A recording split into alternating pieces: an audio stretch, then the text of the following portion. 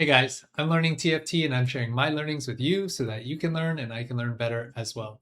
In this video, I'm going to share with you a coaching session with Ripple Overdrive that happened yesterday. And we went through 3-2 and 4-2 augment selection, as well as related to that is kind of identifying our spot on 3-1 and 4-1, figuring out what our game plan is, what items we want to slam, how strong or weak we are, whether we're going to actually level on 4-2 or wait longer for forecast level 8 comps, and just figuring out general game plan. So there were some pretty high level takeaways that I got from the coaching sessions that were really useful. Specifically, if you're playing a comp that won't have a high cap, you really want to focus on winning current fights and being able to preserve HP when you can. If you have a duo carry, an item augment on 4-2 is actually better than combat.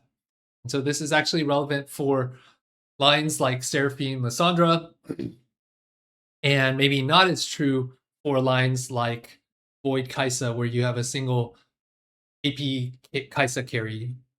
Whereas that might be a little bit different if you're running like 80 Kaisa with like a duo volley carry, for example. So it really depends on how many items you have and whether you can get to a close to a 3-item duo carry. If you are healthy, it could make sense on 4-2, and you are poor, so you're healthy and poor.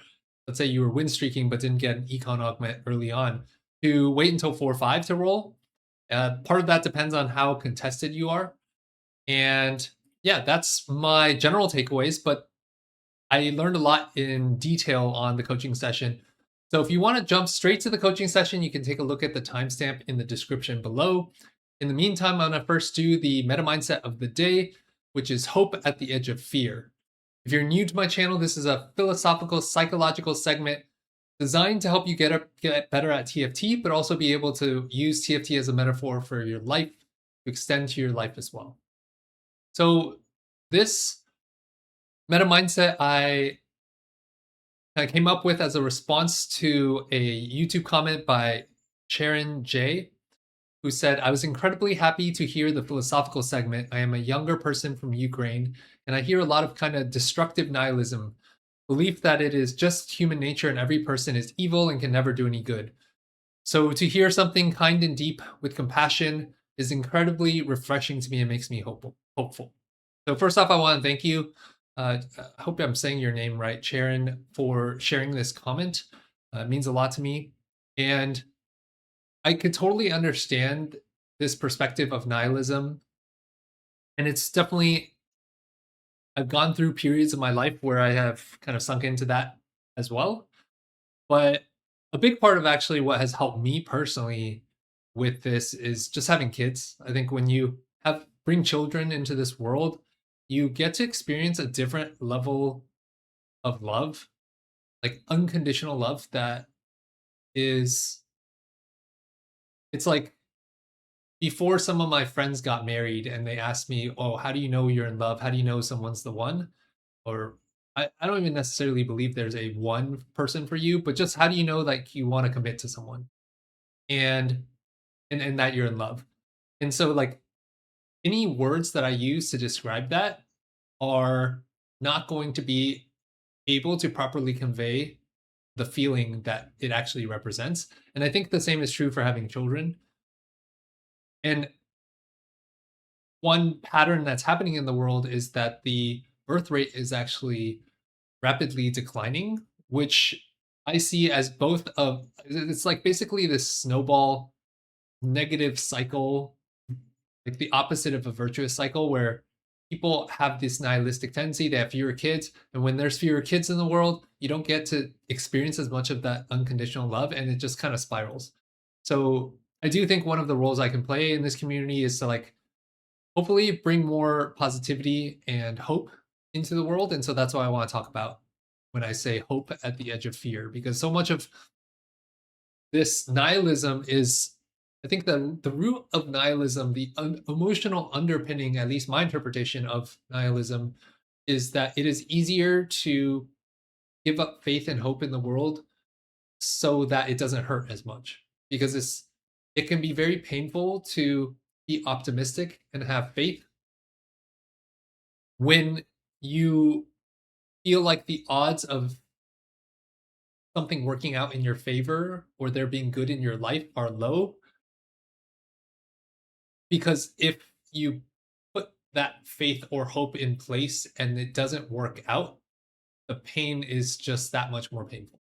And I think that point is specifically relevant for TFT. If you are putting in a lot of effort, you're trying to climb to whatever next LP peak, you're trying to play in tournaments, whatever it is, you're pouring your like kind of emotional soul into something. And this isn't just TFT, right? Like this could be whether you're willing to go on a date, whether you're willing to commit to a partner, whether you're willing to try harder at work to get that promotion, try to quit your job to start a company or become an entrepreneur and start a business. Whatever it is, a lot of the times it's so much easier to just say, nah, like the world's an evil place. People are intrinsically evil, or nah, this patch is just broken, like you just can't climb.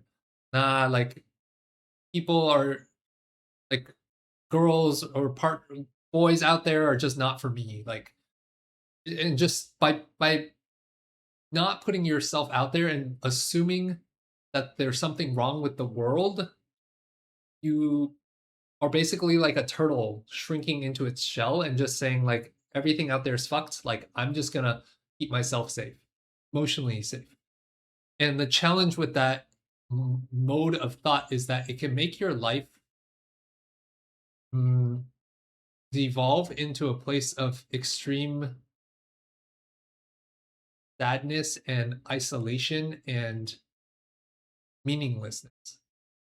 And so, even though from my perspective, there's a lot of stuff that's messed up with the world, in case what happened in Minneapolis with ICE, like, or even like my son was born when Trump, like his birthday in December, right before Trump was elected the first time. And then my daughter was born right after COVID hit.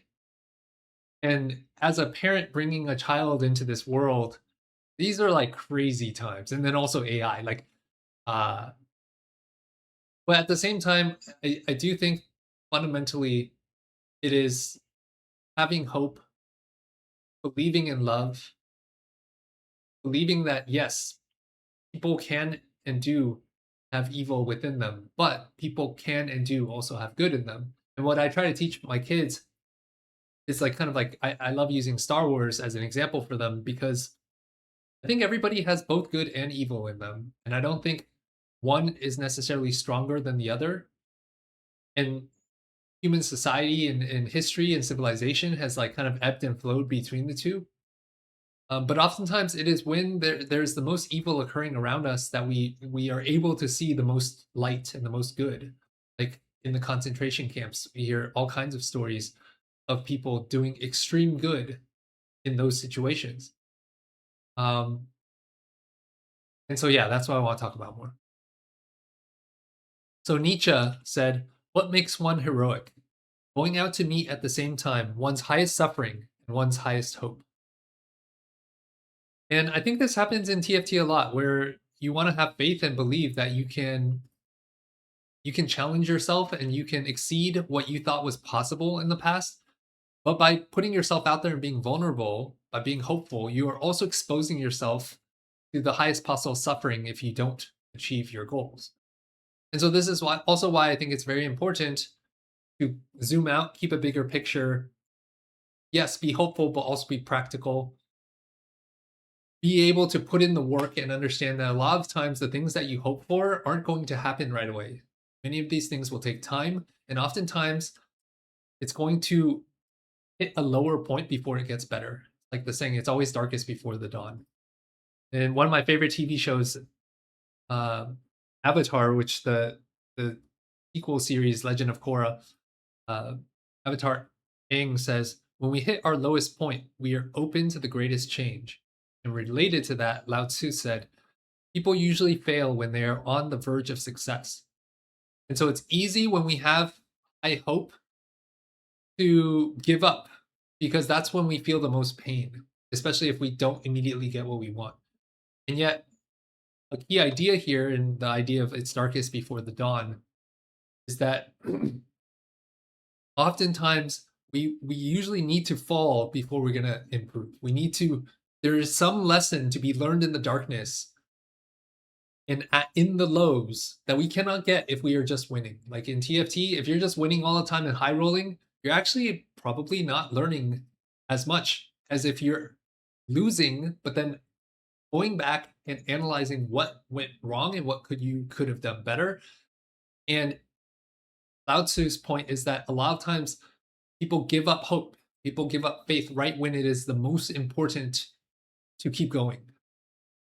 And that a lot of times, the thing that separates the people that are truly successful is that the people that are truly successful were willing to have a little bit more patience, we're willing to have a little bit more courage, we're willing to go through the darkness, walk through the desert where they don't know where it's going to lead, but they have hope and they have faith and some fundamental belief in themselves that they can figure out a way to get through. On the idea of impossible, in the movie Alice Through the Looking Glass, Alice says the only way to achieve the impossible is to believe it is possible. And so this has been true throughout human history. Like when the Wright brothers were trying to, invent flight, like everyone said it was impossible. When Steve Jobs first created the iPhone and had this vision of everybody having a computer in the palm of their hands, everybody said it was impossible. Like, why would anybody want mobile phones? Like, that seems stupid. When Sam Altman wanted to do AGI and be able to create ChatGPT, people in the beginning said that is impossible. And a lot of times, not only will you feel yourself that something is impossible, but the world will tell you it is impossible. The world will tell you that yes, nihilism is a reasonable stance to hold because of all the shit that's happening in the world. The war, Ukraine, Venezuela, happening in America right now, all the other places in the world that there's shit hitting the fan. People will say it's impossible for humans to change. It is impossible for you to get to the next level of LP. It's impossible for X, Y, or Z. And that's also why Goethe said, I love those who yearn for the impossible, because it is the people who have faith and hope despite what everyone previously conceived as what was impossible, that those are the people that are the trailblazers and innovators of our human civilization. And that's also what I love about being an entrepreneur. Like I've started, at this point, I lost count, like 4 or 5 businesses now. TFT Dojo being the latest. But like, I think it's cool and that's also what I love about TFT is like setting some higher target. And I'm also trying to figure out how to learn how to handle this better, like not getting overly attached to the higher target. But just like life seems kind of boring to me if there isn't something to shoot for, if there isn't something to like shatter your expectation of what is possible. And I think this just trying to achieve something that everyone else says is impossible is one of the most fun things that I can imagine doing, which is why I love starting businesses and doing like cool stuff, and why I love TFT. Like a few years ago, when I was hard stuck diamond or masters, like I thought it was impossible for me to become a challenger. I thought it was impossible for me to be able to play in the same lobbies as like Dish Soap and Weijin and Setsuko and all these players. I thought it was impossible for me to be in the same study group as a lot of these tier 1 players. I thought it was impossible for me to talk to many of these players, and now I'm doing interviews with them, having pro chats with them. And I think that again goes back to, if you have optimism and hope, anything is possible, but it might take longer than you expect. That reminds me of Randy Pouch, a computer science professor who held a last lecture when he was diagnosed with terminal cancer. He had a last lecture where he said, the brick walls are there to keep the other people out. Brick walls are there to show you how badly you want something. Because if you can get through the darkness and the desert and figure out a way to get past the brick wall, then it becomes easy sailing for you. Because then that brick wall is going to keep everyone else out who isn't willing to go through the darkness, isn't willing to go through the desert, isn't willing to challenge themselves emotionally to deal with that darkness within themselves. David Rock said, Martin Seligman, who's a positive psychology researcher, cited a study in which optimists had 19% greater longevity in their lifespan compared to that of pessimists. There's also research that shows that if you are an optimist, you're going to, on average, live longer. And I think part of that is obvious when you think that a lot of pessimists end up killing themselves, like suicide. But optimists just have more faith in humans, which also means that they tend to be more social. And that's a big part to me also why I'm doing these YouTube videos, why I'm creating TFT Dojo. Like, I love the community aspect of TFT. And so I think when you are pessimistic, you kind of shrink, right? You have this assumption that if you believe that human nature is evil, well, why would you go out and make friends with other people? And that was actually me as a kid. Like, I was very introverted. I was very scared of other people. I did not trust people easily. I assumed that the world was an evil place and out to get me. And as I've gotten older and more passionate understanding of why these things might happen and what people can also do in response to that quote evil to display their goodness, I've given people more of the benefit of the doubt. When I just walk down the street, I try to say hi or I smile to people, and that there's a reflection that occurs. When you assume the world is evil, the world will show you evil. But if you go out into the world and put out positivity, it's far more likely that the world will mirror back positivity to you. And so when I started experimenting with just walking down the street, I pass by someone, I smile at them, say hi. What usually happens? Usually people smile back and they say hi. And I think my YouTube channel is an example of that. Like, relative to a lot of other content creators out there, especially like some streamers out there that really feed on a lot of negativity and stuff like that, that's going to attract a certain type of people, right? But when you put out positivity, that will also attract a different type of person. A German proverb said, instead of complaining that the rose bush is full of thorns, be happy the thorn bush has roses. So part of this is like this paradox in life where for many things, it's not so black and white as like 1 or 0, good or evil. That one is necessarily true and the other is false. And I think this is one of the hardest things to wrap our minds around, which for sure happens in TFT, because in TFT, people just want, and just like in life, people want there to be just some universal, objective, global truth, because that's just easier to wrap our brains around. You just want to know, like, and that's also why, like, when I'm designing TFT Dojo, I don't actually like the idea when, like, even just the phrasing after you finish the puzzle. I don't like the words "you're right" or "you are wrong," because it is unclear in many situations in TFT who is actually correct. And there may be different things that you're actually trying to solve for. Like, one augment that you pick may have a higher AVP but a lower win rate, whereas another augment might have a lower AVP but a higher win rate. And so depending on if you're playing in tournament and you're in checkmate, well, one strategy might be better than the other. But if you're trying to climb on ladder, then a higher AVP solution may be better. And that's just as true in life. Most things in life are not so black and white. And yet, as kids, a lot of times, like in school, for example, when we do exams, there's a quote right or wrong, and you get 100% on the test, or you get like 95% because you're right or wrong. And like our entire educational system is built around that. And we see that in the way people approach like augment selection. And part of the reason why Riot removed augment stats is because of this psychology of it. And I'm trying, even with TFT Dojo, to infuse the product value so that we shift away from that, right? Alan Watts, the philosopher, said, faith is above all openness, an act of trust in the unknown.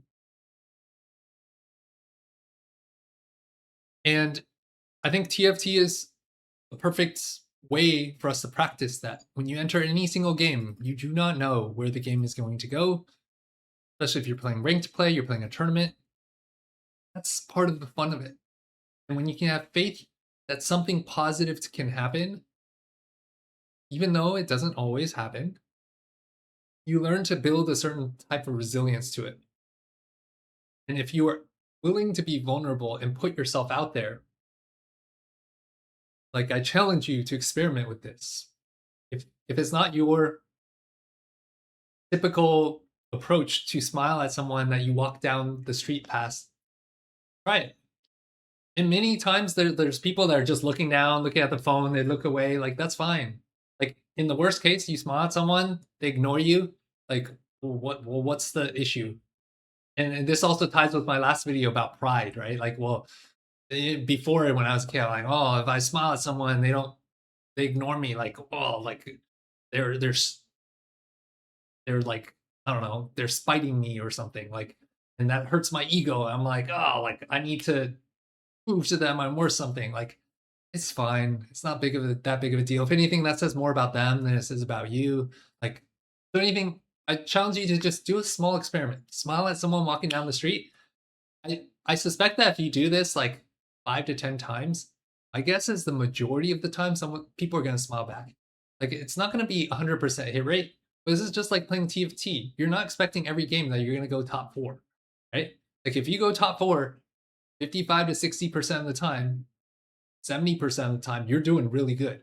And I suspect that if you just smile at people walking down the street, you're probably going to get people to smile back about 60 to 70% of the time, especially if you practice it more. Because, like, in the beginning, you might be a little bit like, if you don't smile a lot, like, you might come off a little bit strange. But just like in TFT, practice makes perfect, right? So that's my meta mindset of the day. Hope at the edge of fear. Thanks again, Sharon, for sharing your perspective. I hope you found this meta mindset interesting. I'd love to hear your thoughts on how this concept applies to your life. If you have other ideas on meta mindset concepts that you'd like me to talk about, I'd love to hear it as well. I'm super receptive to feedback from the community. And yeah, I hope you enjoy this coaching session with Ripple. Thanks for watching. I'll see you in the next one. Hello. Hey, how's it going? I'm good. How are you? Pretty good. You ready for tourney tomorrow? Never really know. Always kind of hard to tell. Yeah. I feel like meta's definitely developed since the B patch into some crazy forecast stuff, but yeah. Have you noticed any big evolutions in the last day or so? Or is it pretty consistent, all the I forecasts? mean, I think it's mostly just all the forecasts, and I feel like I'm just like learning how to play around all them, and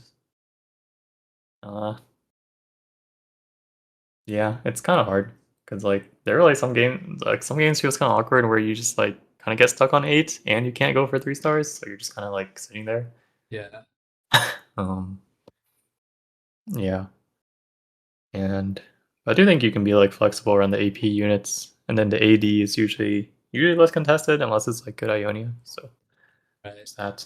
Um, yeah, and I feel like when it's like a little more balanced like that, and you're just kind of looking for your best forecast comp, then it's mostly just like execution up until then and picking good augments and stuff.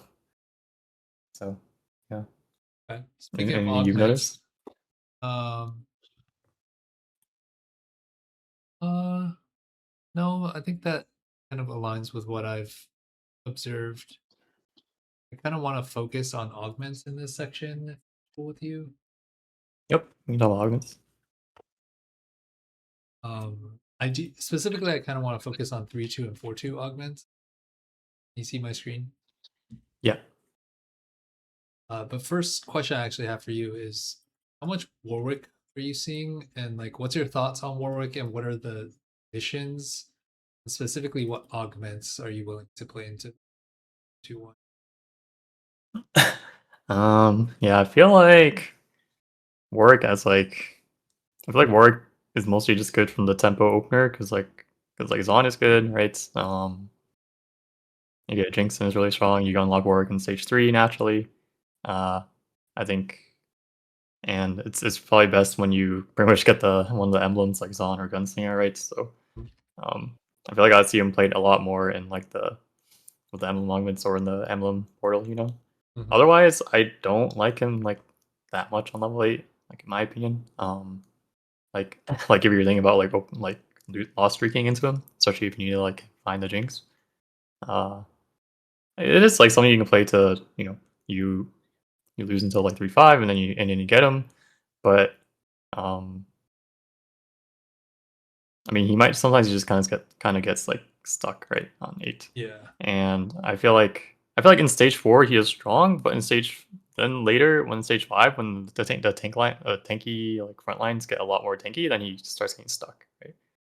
Um Though, like, let's see, I've seen like comeback story Warwick be really hard to kill. If you combo comeback story with another combat augment like Spirit Link, I'm pretty sure that's like super best, you know. So it's a line you can think of tanking if that's uh, your best line.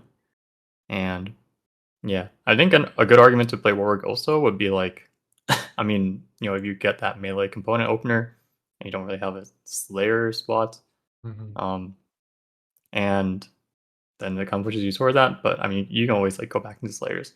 I think the main thing about AD right now is I feel like AP can be a little bit more popular in some lobbies, especially if you scout on stage 1 and you see a bunch of people like just fielding Caitlyn's and Vi's, um, as well as Demacians, then you know that like uh, it's gonna be hard to play around those units, so you have to find some AD line to play, right?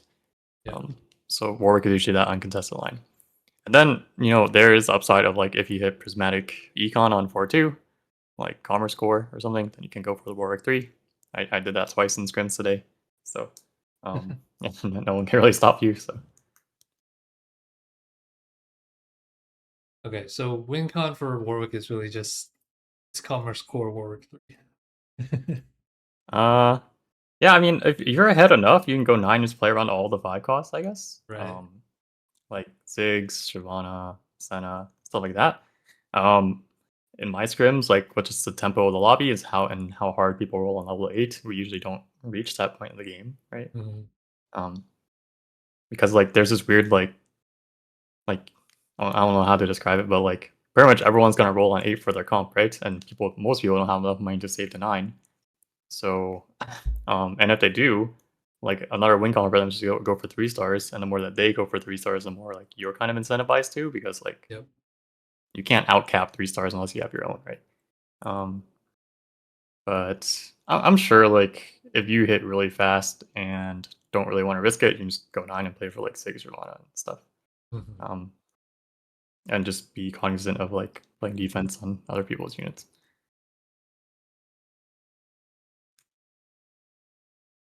Okay.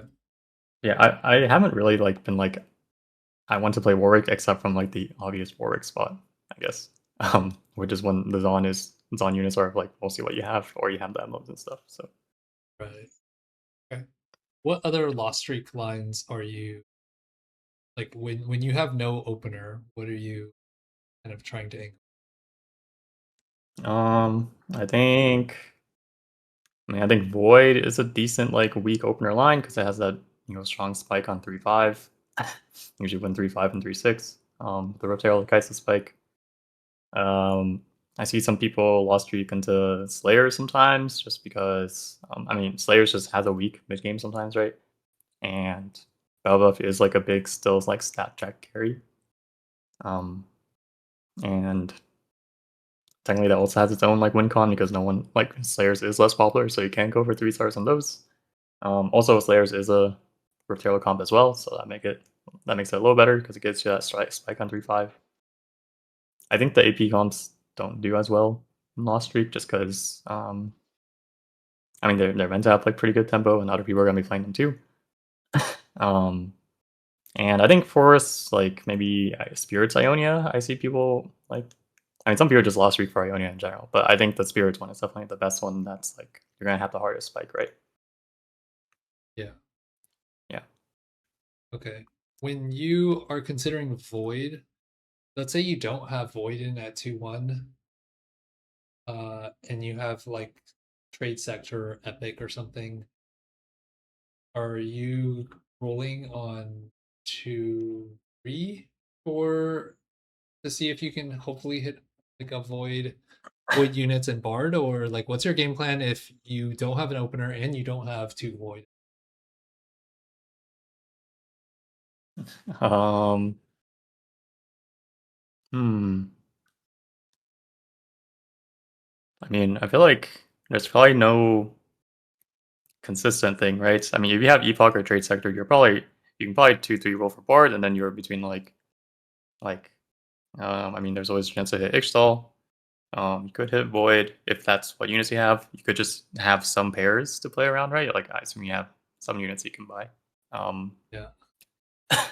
Depending on Ionia, I've seen some people like with real arguments play around Yasuo. Yeah, I guess another real option is Aphelios, but that's kind of depends you have those units.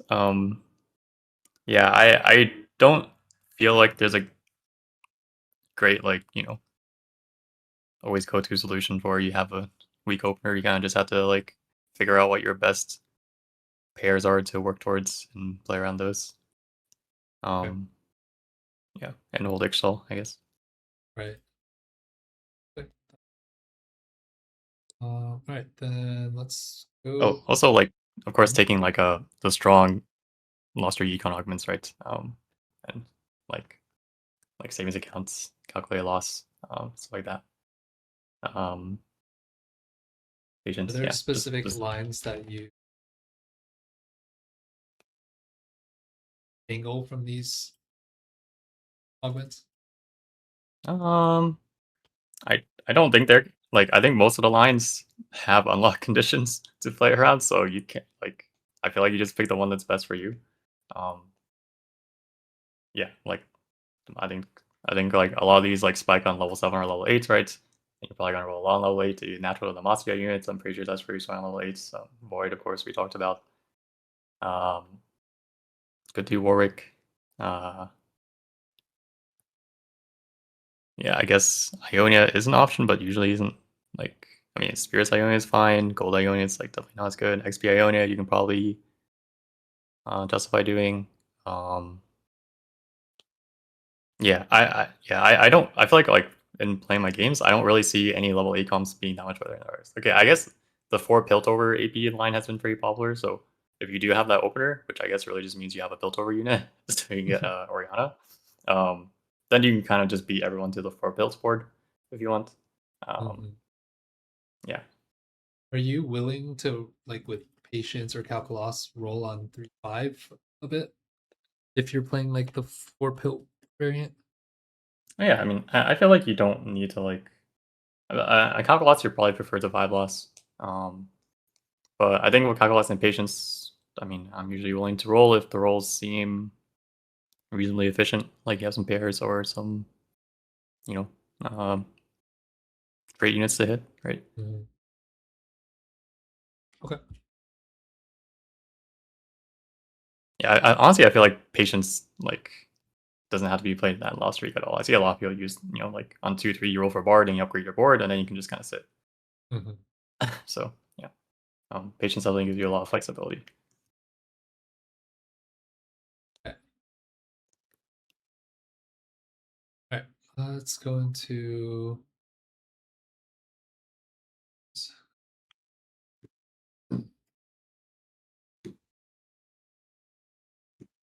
And I do think like the value of econ is feeling a lot more important in this patch, just because like so many people need to roll on level 8, so um, it's really hard to play without econ right now. yeah. You're just prioing econ into one for the most part, Um, unless you're like usually, really unless strong. unless you're like really strong, and you just want to find an econ augment later. Mhm. But yeah, it's something like most valuable in 2-1. And then like there's this relative like handshaking going on sometimes if like everyone's kind of just picking econ that you don't have to be as strong. But if you think you're the one that can streak with the item augment, then yeah, you can definitely look for that. Okay. It's just like a little risky. So Yeah. Okay, so this is my spot. I This game I did not want to play Echo Reroll, but I like really did not feel like I had any great options. yeah, you just got to Um, drop the rods. So yeah. yeah. So here I was thinking I would just tempo into Warwick, but then got dropped the extra copies in the rod, so I was like, okay, I'll just stay in Echo. Okay. Um, Augment wise, like I'm basically hoping I can get like a top 5 at this point. Okay. Augment wise, I want a 3 item Echo right now. Mhm. Are you willing to reforge a glove ahead of Augment or wait? What's your thought process with this and what kind of Augment to pick? Yeah, so I feel like well, just for 3-1. Okay, so I agree with like your idea of like you want to play for fifth, or you just don't feel like your placement's very high because you're playing Echo, which is like not a great comp anymore, right? Yeah. Um, and if that's the case, then you should just try to win as many like early rounds as you can before people actually spike in stage 4. So pretty much try to win as many rounds with 4-4-2 as you can. Um, so I mean that includes this round. So I think if you fight someone strong, then I'm Slam willing to report QSS. to glove. Reforge a I feel glove, like and then are you willing to slam QSS if it's a bad component? uh USS Titans. I don't know if I'd be willing to do that. Yeah, I feel like you have like a 50% chance, right? You can get Rod, Tier, Sword, or like a tank item, pretty much. Mhm. Um,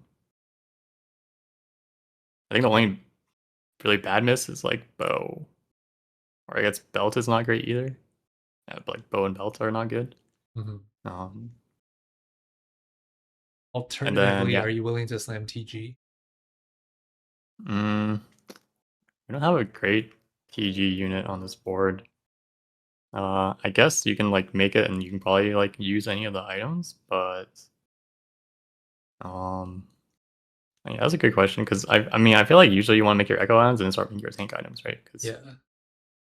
yeah, Okay. So if it's fight diff, reforge a glove, hope that it's something slammable. Which also means I should first remove the cloak then. probably yeah. I mean you can just reforward. Yeah, oh yeah, probably remove the cloak.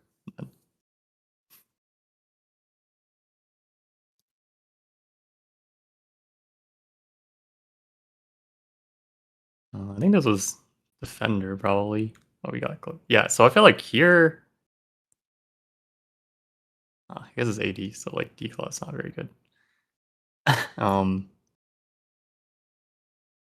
I might have made the declaw and left the cloak open just because I feel like QSS is like a very dead item once we get like a better item. Okay. But yeah, Wait, I also couldn't make yeah, declaw, right? Did I reforge? Oh, I did reforge. Okay, you. so you force to do a cloak. So I was saying pretty much you either get a tank item or you get a I healing item see. out of it. Okay. Yeah. All right. That makes sense. Didn't necessarily feel like it was fight diff. Yeah, I don't think it was. And if it was, I feel like maybe Nico would have made it like not fight diff. Not sure. Oh wait, you put Yeah. in fives on. Oh, I see. Okay, that makes sense. Never mind. Cool. Here, I feel like makeshift could be okay, but then I was looking at it backwards and seems like there are a lot of emblems that would be good with Zon. I would have 2 shots. Yeah, and you could also get rid of the QSS if you don't like it, but Oh, um, right. I don't know what you want to do at this point I though. kind I of like mean, that. um, Like there yeah, aren't I feel really any like bad. The only thing I can think of is like even shroud, but I could still play Warwick later, right? I mean, based on like the 3-1 level, I feel like we're pretty committed to playing Echo now. Yeah. Because it's kind of hard. You can't really get to level 8, but uh, Like if yeah, I I'm think not like playing around the Nidalee version, because I'm like so many copies of Echo compared to Nidalee, Mhm. then I would play fives on, right? In which case I could, or maybe sevens on, and I could play Warwick and Echo. Mhm. Mm, I never seen anyone get there, but I mean that makes sense to me. I feel like I mean you never know how many you might catch up on Nikos, but Okay, yeah, I feel like it would probably go into either Warwick or Seraphine as your duo carry. And I guess you have the extra QSS, then you play Warwick. so what would you default? Um, you said most of the emblems look good to you. I I was haven't looking at gone the over it. stats, and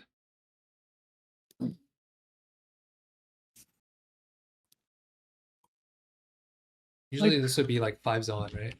Or 5+ on, unless I play the Nidalee version.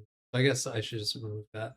But if it is the fives on, 5+ on, then this is what.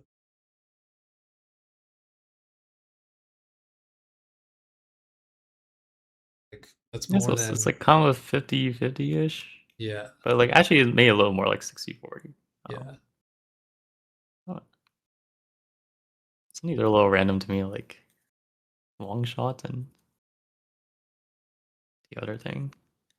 Um,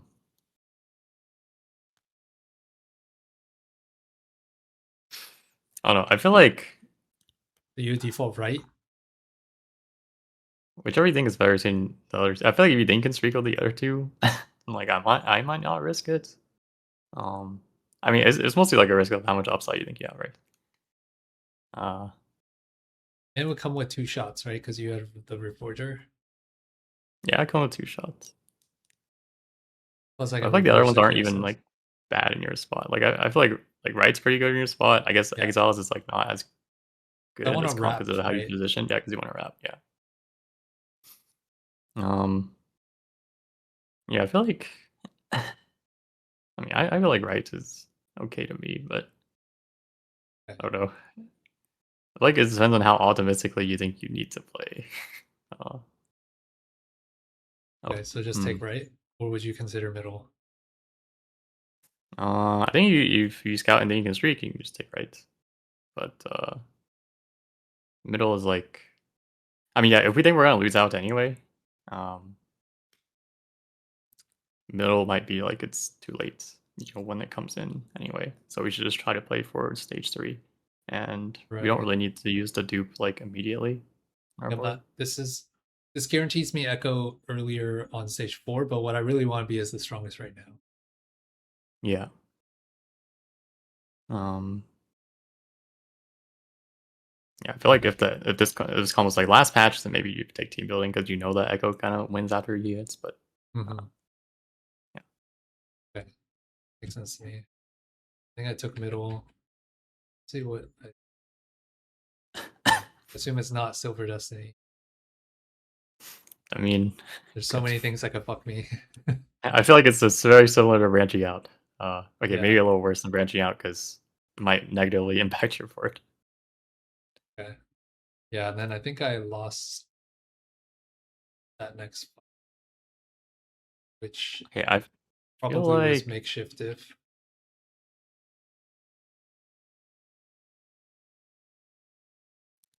I also feel like we can go back to your how your board was.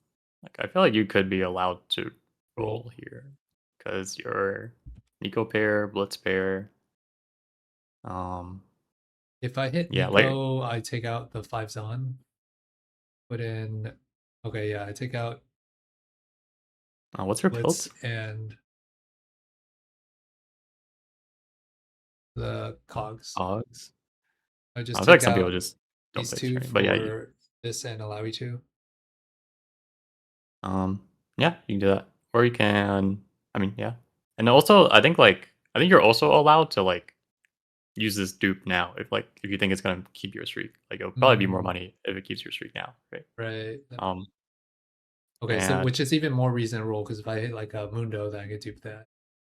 yeah, like I feel like rolling like to 20 here and getting +2 upgrades, like just one from the rolls and then one with the dupe, should like set you up to make a lot more money this stage than if you saved it. Okay.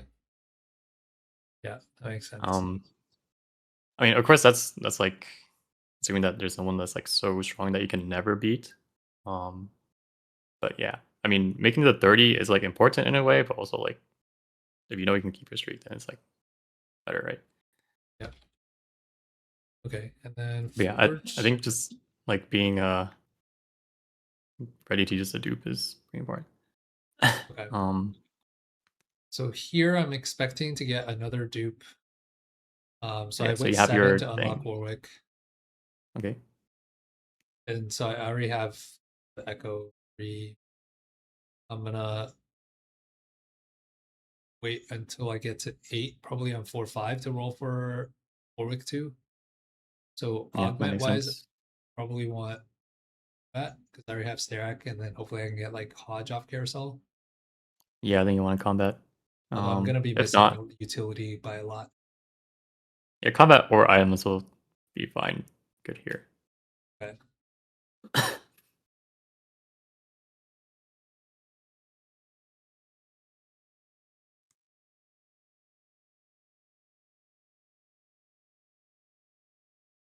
So middle Um, seems like a obvious combat.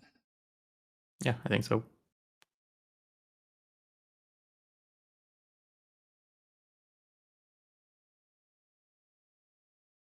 Oh,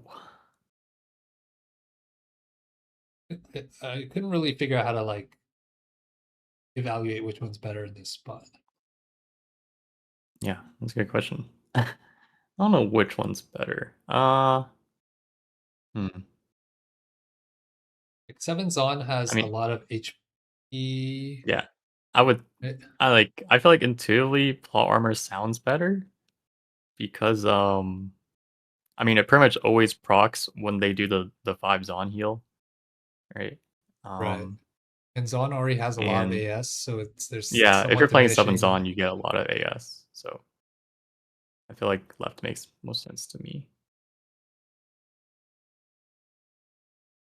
At 60% health restore health over 3 seconds. This but they wouldn't actually get the armor MR the 40 before the heal. It's like a little bit Okay, so that's wasted. 60. Oh, I mean, it Yeah. doesn't technically stop damage, so I think a lot of times they get hit on like under 60, like under Oh, 50, like right? if it's Like, a like a Lysandra burst or something. yeah, yeah, like, because it's like over time, like, I don't know.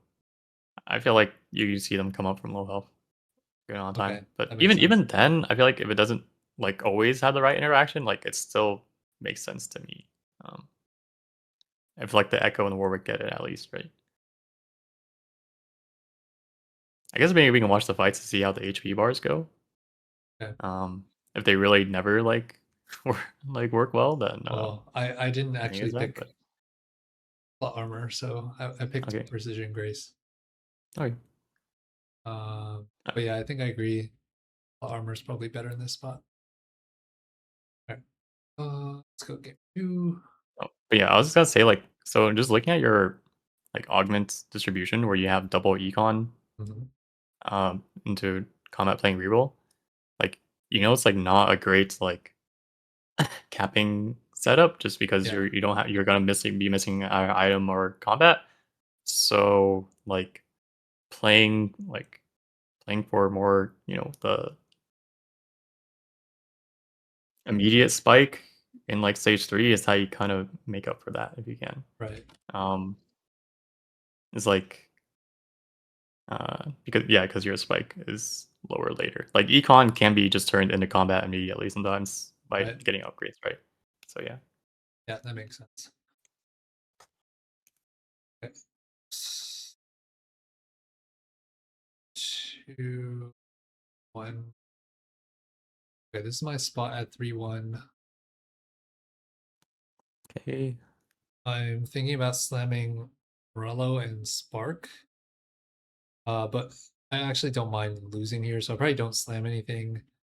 And then I think I'm contested at least one way, but I have more econ than people that are contesting me. Uh-huh. So I think for 3-2, I'm thinking item or combat. Probably items. Yeah. Yeah, I think items.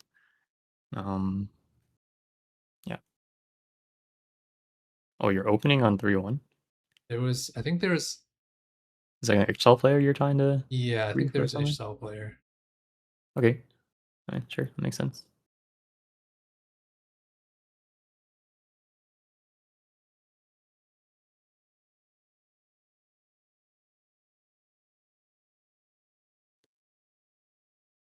Like the same options. Um, It really is. Yeah, I don't think makeshifts as good here. Exiles Uh, is hard to do with Freljord, right? yeah, I've actually seen like in my scrims, I've seen a few people still use it, Uh, and like because like the tower is like an Azir soldier, right? So you can't put units next to it, so you'll just get exiles on like your two good. I mean, yeah, on your you got Frel on like your two good units, and then you kind of just spread out the rest. but then your other units, like if your other units were at the Freljord Tower, they would have gotten 8% health anyway, and Freljords would have gotten double 16%. So it's like, I guess you're kind of wasting that for some of the units. Yeah, but it's like if you, I mean, I guess some comps you probably want to spread out anyway. So I think it's like Okay. something's not that much lost value as long as you get it on your like your good units. But yeah, it's definitely not as good. So do you like, Um, I agree, makeshift, I would just roll Exiles. Do you okay. like that better than teaming up? Like Um, with Freljord, I could hit like Loris, Sedge. The component also helps. hmm. I mean, yeah, definitely flip makeshift, and then I usually don't like teaming up as an augments, but I guess exiles is also not as good in our spot. And we do have like two slams. Like I feel like when I see teaming up, I usually see it as 6 gold. Not really like I could possibly hit like the 3 cost I want just because that like Mm, doesn't happen that often. right. Um, hmm, Okay, so you like defaulting Exiles here? I kind of like exiles, but I can see an argument for teaming up. Okay. Oh, You ever I take mean, I think this it's here? close. What's the state of your bench? Like I how have many? one pair. uh, I probably wouldn't. I don't think you'll get that much out of it if you don't have a bunch of pairs to hit. Like I feel like you have like a Ori pair and like maybe like one more pair that you can consider rolling, and you probably make back the value. But um, So yeah, for you to take on a roll, you'd probably want like a placebo is what, 12 gold? I think it's 15 on 3 too. Oh, 15. So you'd want like Yeah, 4 upgrades to break even, which at least for right now, you'd probably want at least 2 upgrades because then that the free rolls can help you hit more upgrades later. yeah, and when you do upgrade the real units later, then it also comes back. But or it definitely makes more. But the thing is, that's like a little too late by then. If you Right. wait till a little late, right?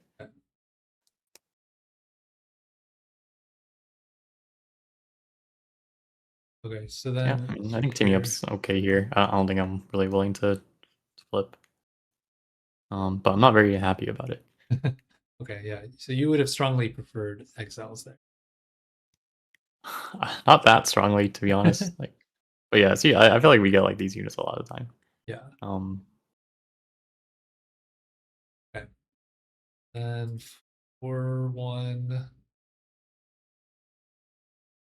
oh, okay. So it was three-way contested. So I decided to 4-1 it.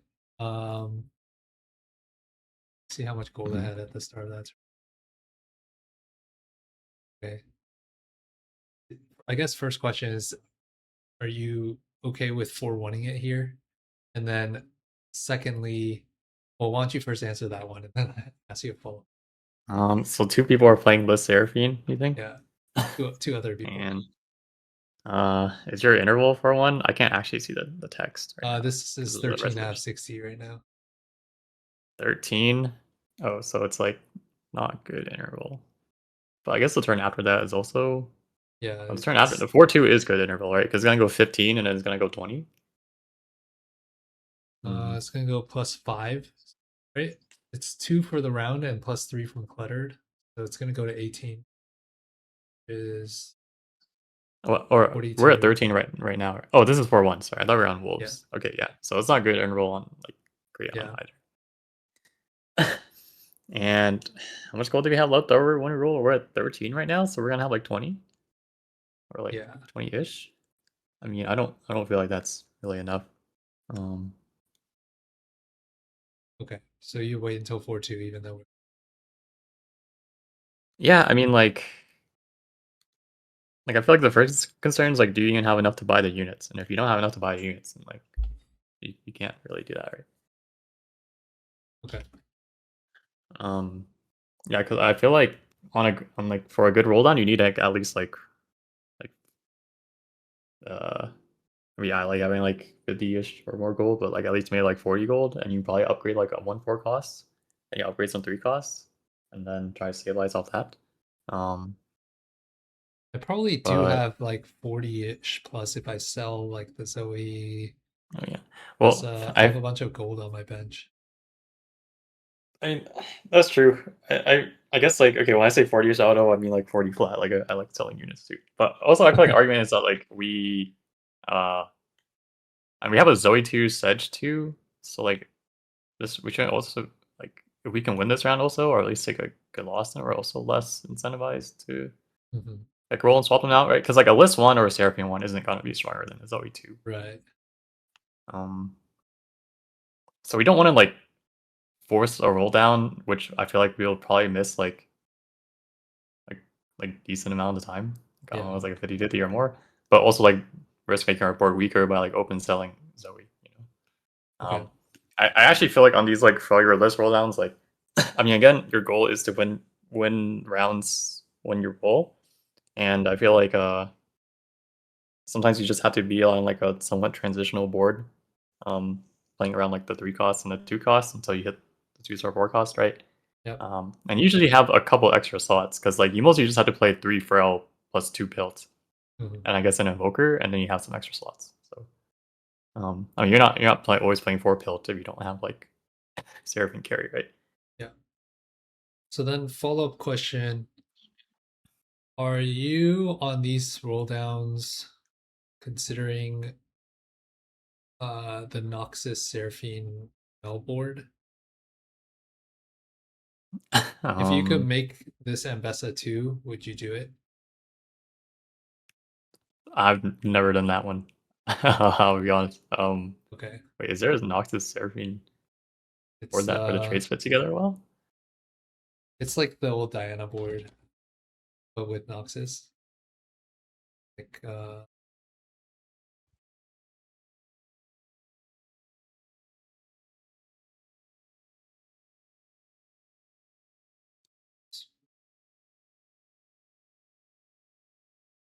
this. I see. I And of feel course you're not like gonna hit these two. yeah. Yeah, like this is kind of core. I mean, so like I feel like the thing about these like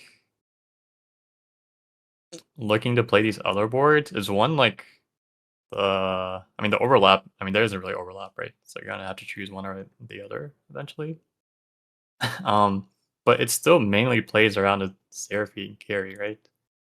So like, but you hit Seraphine, then like you rather just play her with this board with Loris, Oriana, Sejuani anyway. Mhm. I feel like.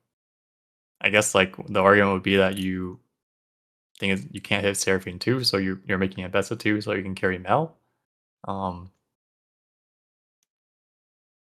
but like I was on situations where like if you're contested, like pivoting out, like is it even better EV wise to play that line? Because like I mean we can't really we're still like trying to hit Seraphine 2. So and you still already have the core for that, and then like on your current board. Mhm. And if you like use gold to hit these other units, then you can't hit like the good board, and now you have to like pretty much be like this board is only worth it if you think I feel like hitting like the Mel 1 and best of 2 can actually like beat the other people when you've now given them like the units that you pivoted off of. Does that make sense? Yeah. So then it sounds like what I'm hearing from you is this board maybe is only worth pivoting into if you have like items that they can win fights with. So like if you have a TG on an Mbessa 2 with like maybe an adaptive and something. Yeah, and I feel like Like if you have I very mean specific items. if you hit it very fast, you can consider it. I think the also the concern is like I imagine this board, like I mean you have the 5 costs on the board and it plays around Mel, right? It really wants to go level 9. Yeah. Um I guess you could play around and something like this until then. yeah, I feel like these more like flex slash pivot options are like a luxury like afforded by people in like the higher gold, higher HP spots where they're okay with losing more slash sacking to 9. Mhm. And but I feel like in your spot, if you lose like 2 fights on this board, or if you lose 2 fights on whatever board you arrive on, in stage 4, then like you're gonna probably not be able to sack to 9 if you have to roll a lot, which I assume you do, and then Mhm. you're gonna be stuck on 8 playing like um, what maybe a worse board, right? Yeah. Okay. Makes Um, sense. yeah, I do think though, like yeah, if our spot was like good and we are like 40 more HP, you can be more flexible with your holds and like just try to win like a few fights rather than like try to like super spike or something, and then you can Mhm. maybe think about going 9 or waiting for your contesters to die. Pretty much like if your contester was like swap spots with you. So Okay. So now that I am rolling here, do you buy this Wukong too? um yeah, so I think on this level 8 AP flex roll down, uh I mean we can say that from here we're probably stuck level 8 for the rest of the game, right? Yeah. Um I do think when you get drop components like swords like these, you're allowed to play like buy some bruisers and try to unlock Volibear. That's like the best you have because he's actually like I would say he's pretty decent duo carry and you can use Mhm. the sword items.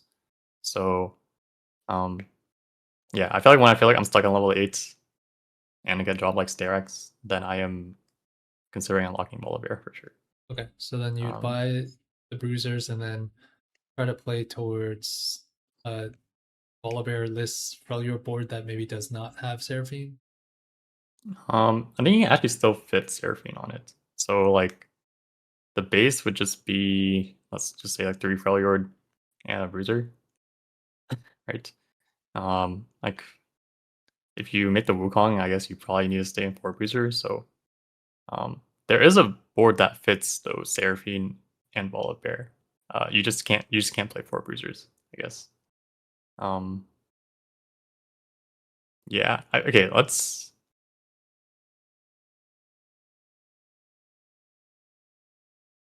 I mean, I guess you don't need Kabuko if you're playing around Seraphine carry. I feel like whichever one you upgrade, you just kind of play more into their traits. So let's just say that this is like our base, and then I mean, you can play more into the traits of whichever unit you want to do a carry. So you could Okay. play. It's just like this and then flex last spot. Yep, I think this fits. If you hit list 2, then you can play 4 just Kabuko plus another bruiser. Then that works too. Okay. But yeah, And that makes you know off the top of your head if Fung 2 with Derek, I assume I would need one more belt item to unlock. I feel like with Sterex 4 bruiser, you should be able to unlock it. I can check on the calculator. Uh, Wukong 2-star 4 bruiser Sterex Spark 44.5 HP short. Okay. Oh, but then you have 3. Okay, you have him in the 3 for all your attacks. Then he makes it. Okay. Oh, so I already Um, had it. yeah, and then I think I'll just check for Kabuko because I mean, a lot of people like to use Kabuko too. I think he might take another belt item.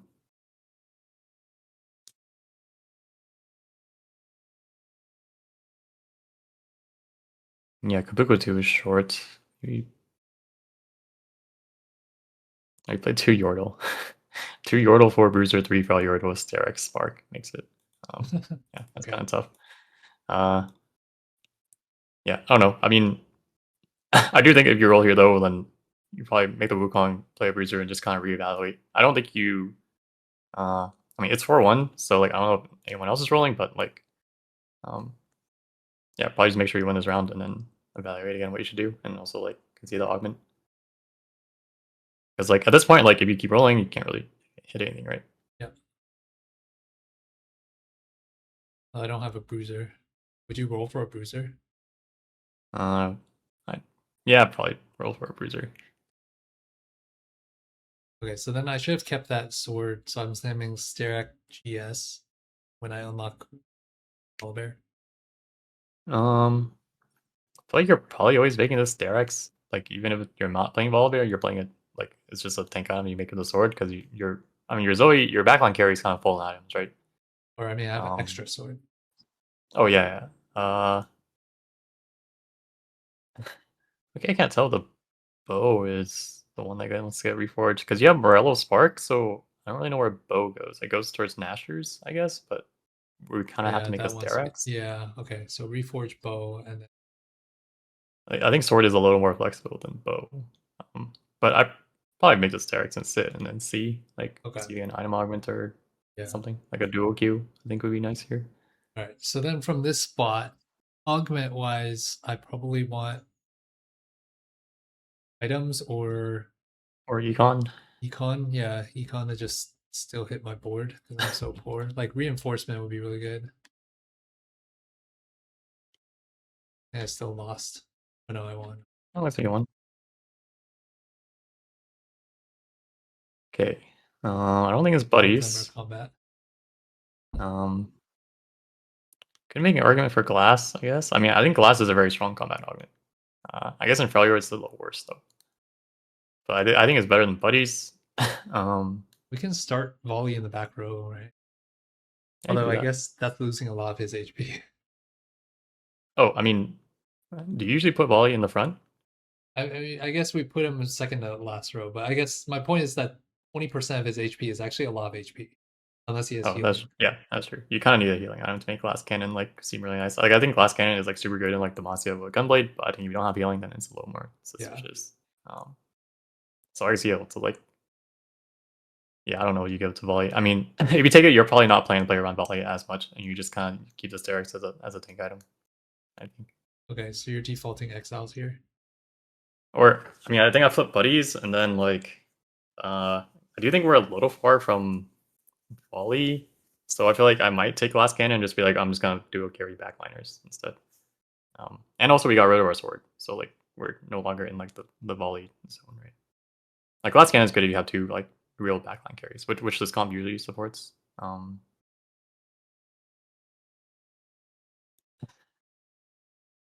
Yeah, this guy also sent it and missed.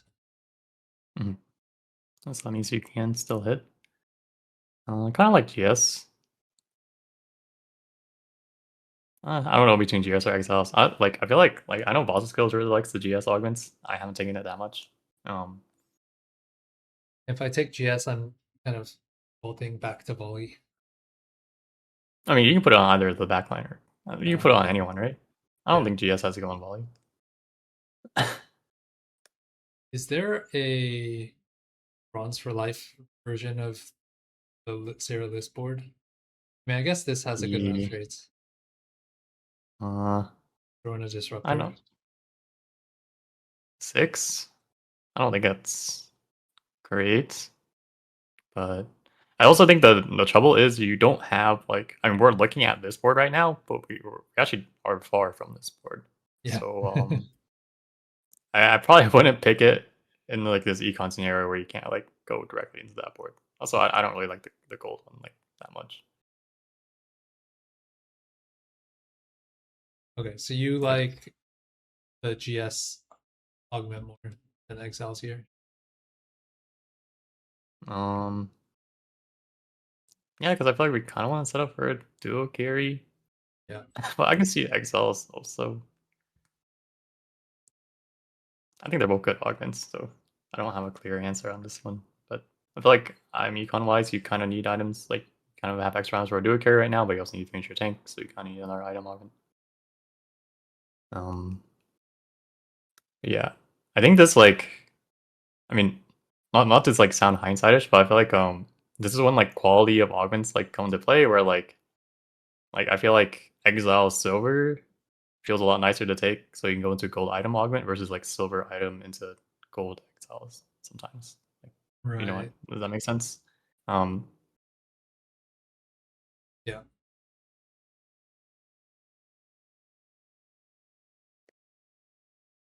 so like yeah, I feel like at times where you're like between the two augments, both of them seem like kind of similar in the spot, then it's kind of based on what you need. But Mhm. if that's also kind of equal, like then I lean towards which augment is just better. If that makes sense. Right. And I feel like Silver Exiles is like better than team building, right? Just like as a straight up augment. Mhm. Okay. All right. And then here I'm just dead soon. Kind of dead, yeah. Um,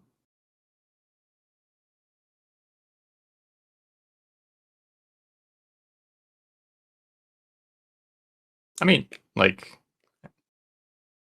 there's a chance. I feel like you should just kind of keep rolling if you see improve reward. Like right now, we can improve reward by hitting bruisers.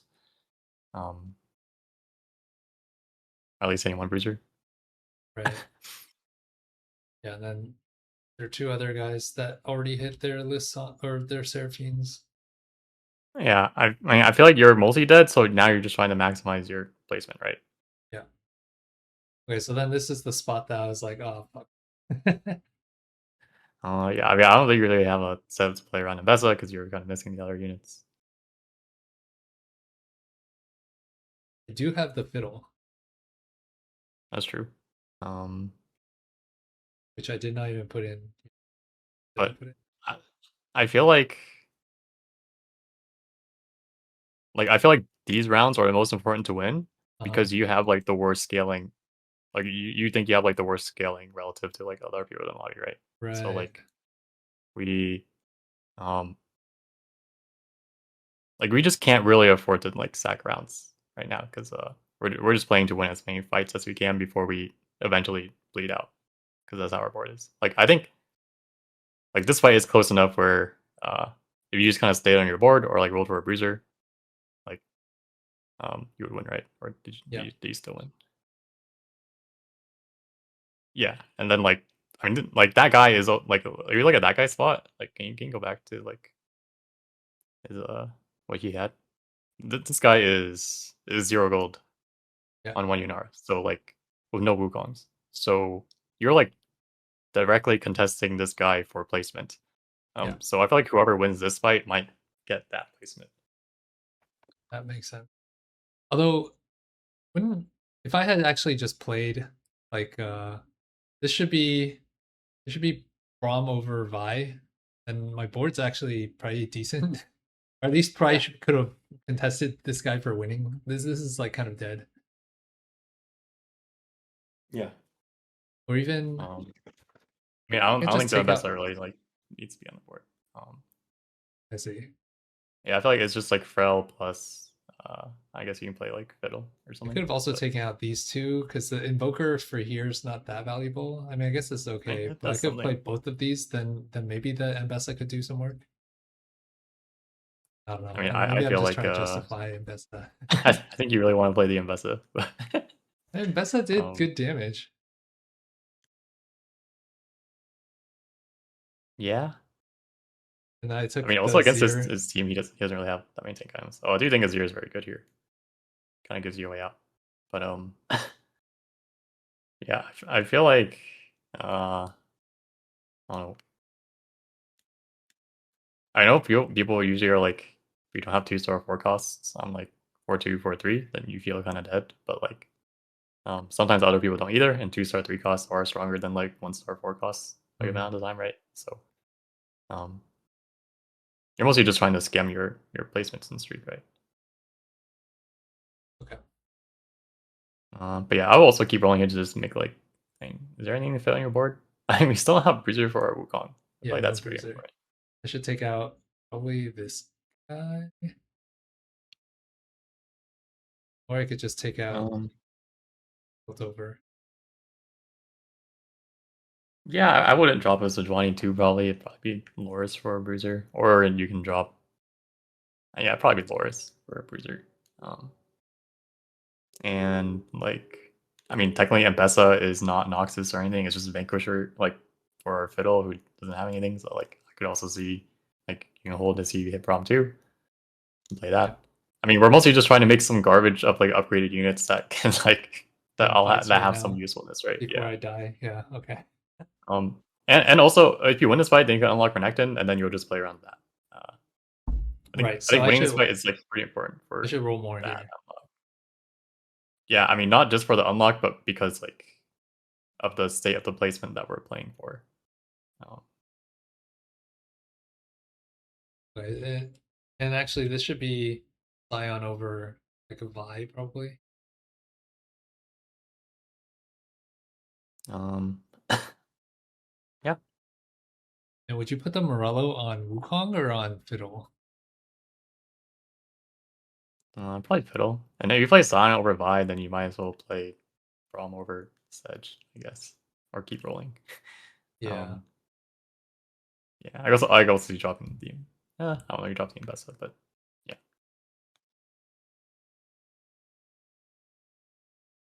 Really long.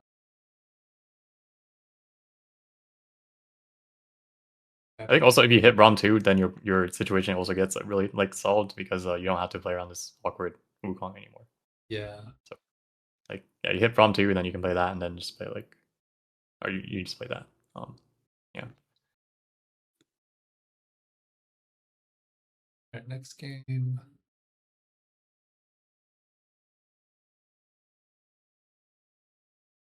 Okay, spot. I want to slam Sunfire, open tier, and then I probably want item augment. Can you go back to Krugs?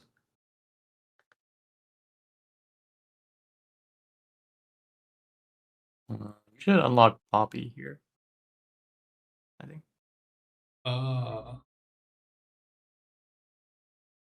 Then I can play the You can just play Sona Sona Poppy. and the Poppy. Yeah, because your board was looking a little missing, Yeah. stuff. I keep on forgetting to unlock on neutrals, but I also just I don't even think I saw that. Good point.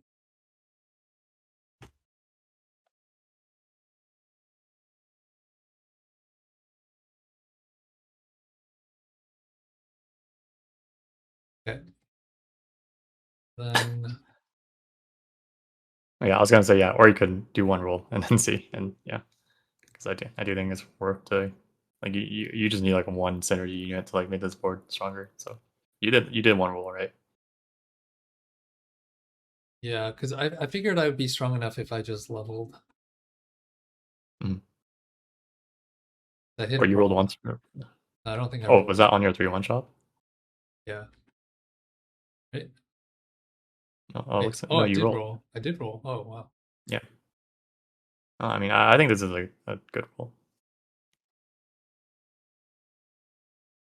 I'm surprised that I rolled.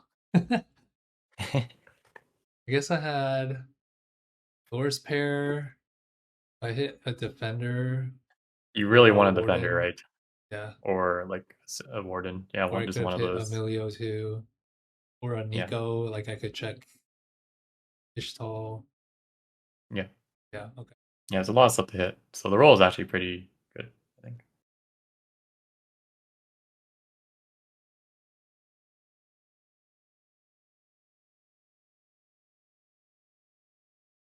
So I want item here. And maybe some gold. Or I have Slamming. And if I preserve streak. So I just want to be stronger right now. Stronger right now is actually a good way to get gold anyway. So combat or item.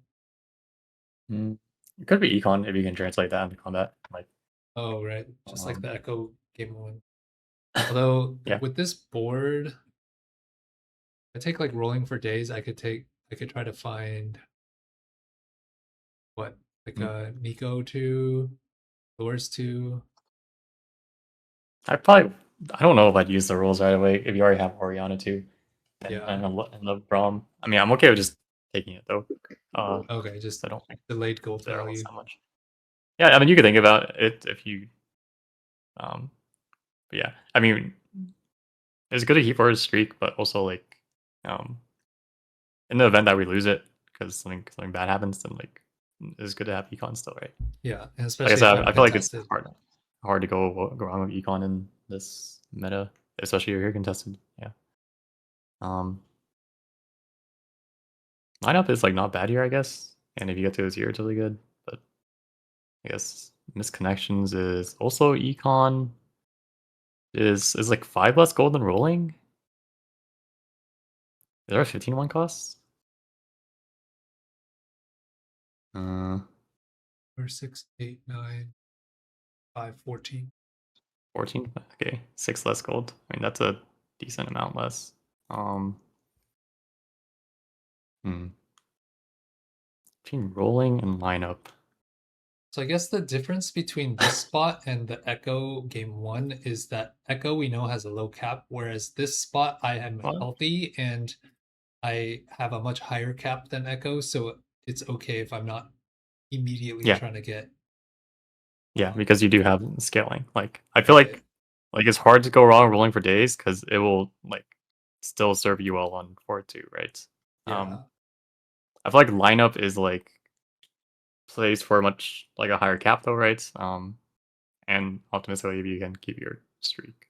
So, but one can argue like if you take rolling for days and that also helps you keep and you also keep your streak, then you can also play for a higher cap. So, um, Like rolling for days probably decreases my variance, especially if I'm contested, whereas this yeah, has a higher cap. yeah, that's what I would think. And I feel like in this meta, if you like, I mean, I think lineup like mostly like caps high when you get to a zero, but like if you're contested, you're probably gonna be stuck on the late for a while, so you kind of have to high roll a 0 and 8. So like, yeah, I take rolling for days. You want to decrease variance.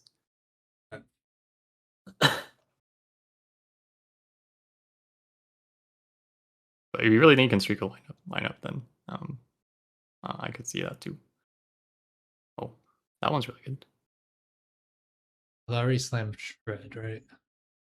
Wait, you no, not Oh no, I not in this didn't. game. Okay. Okay, yeah, yeah. Yeah, Then I yeah, think Axiom default is very left. good here.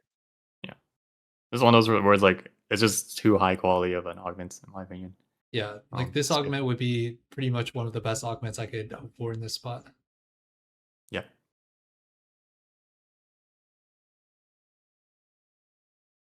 Nice. Here, do you roll for something? I assume you beat anyone you fight. Yeah, okay, that was my So, assumption too. yeah, just probably play the Ari.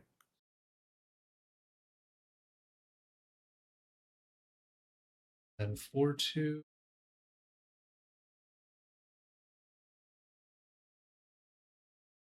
Oh yeah, I lost my streak because moved my I moved my tower and I forgot about Oh, you forgot the about the hex, hex. I and see. I like barely lost this fight. Yeah. And he was 100 streaking, contesting my units.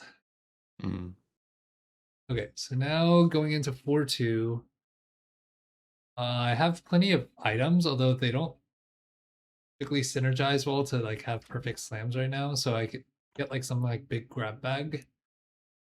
Plus, mm, I guess the learning from last game too is I don't mind having extra items in this comp because I want dual carry. Um, yeah. but I could also go So for combat. okay, I don't know. This sounds crazy, but okay. I feel like I mean, either you can wait. Like, I feel like you can't reforge.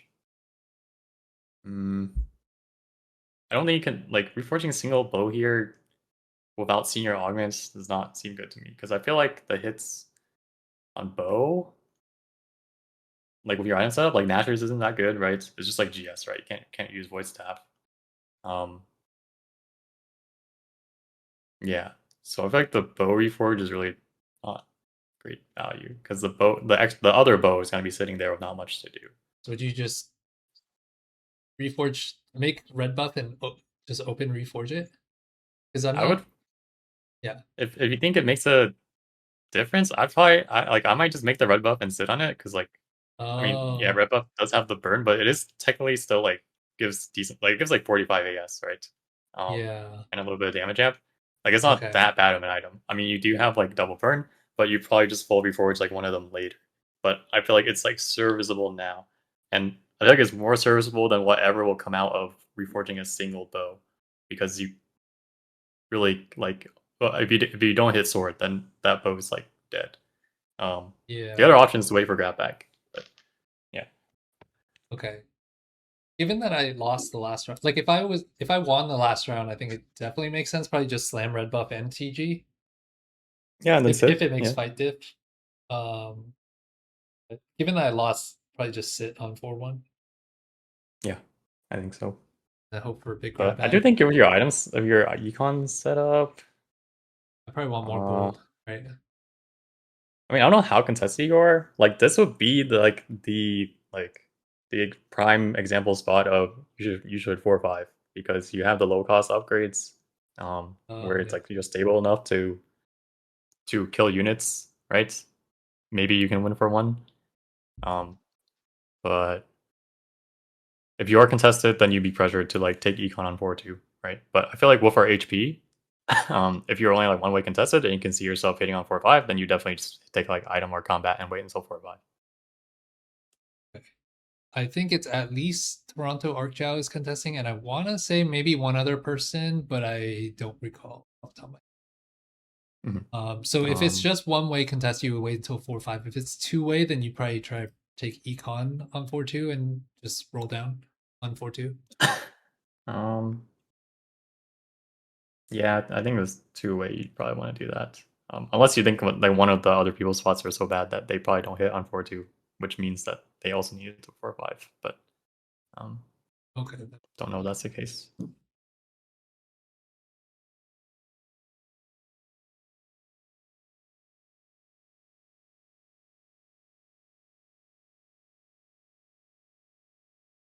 All right. So here Oh, I'm just defaulting right. Although yeah, I like do right. have a TG, so middle looks better, but right seems enticing. Mm, okay. I mean, okay, actually, hmm, I think going back to what we said, like I think in the situation where you can 4-5 because you're not contested, then like TG is like pretty good, because if you know you're gonna hit your units anyway on 4-5, then it's like guaranteed good items on them. If you know you're contested and you need econ, then Call to Chaos lets you get that like half the time. So I see. probably yeah, these calls might just be like a lower variance option that caps lower though, because I mean the Call to Chaos usually gives you like more than the average prismatic, right? The Yeah. only like misses would be like, actually, what are the misses nowadays in Call to Chaos? Like you probably don't want like 3 TGs that much, but it could also give you items. Um, Oh, the egg is bad. and the egg is actually like okay in my It's opinion. okay in this spot. I guess I need items and I'm healthy. Okay, so this actually might be one of the few spots where it's actually okay. Uh, okay, maybe it might always be called because you can still it's either items or it's gold, right? And you can probably use either. I guess like the golem is probably not what you want to see, but Yeah, um, although that's pretty low. yeah, yeah, it's probably call. Okay. I think TGs might be a little too scared of a take. Yeah, because you can get Um, more TGs here, right? And instantly. Yeah, I mean, I think Lucky Glow's TGs might be better than like 3 normal TGs, but Mhm. um, Okay, so I got gold. I okay. assume we just Well, send it now. yeah, you just level and roll.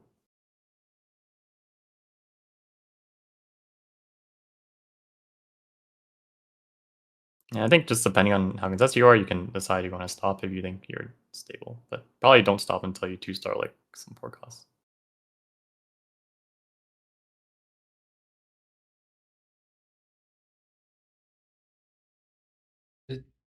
Connect Giants, barrier I or think. giant? I think people say it goes acceleration gates and then giant or magnetron coil are the if you miss acceleration gates. What I've heard, and I think it makes sense to me. Like pretty much, I think giant is just usually better than kinetic barrier because you get the full value at 8 seconds, while kinetic barrier you get resists after 8 seconds, so your first damage is kind of wasted. Right. Yeah.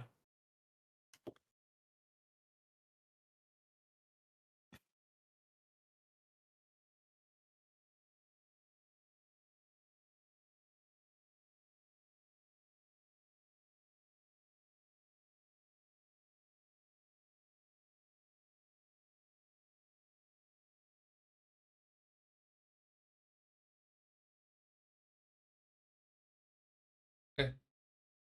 Um, do you have time for one more? Just like augment checks and stuff. Like just one more game. Yeah, of augment check. Sure.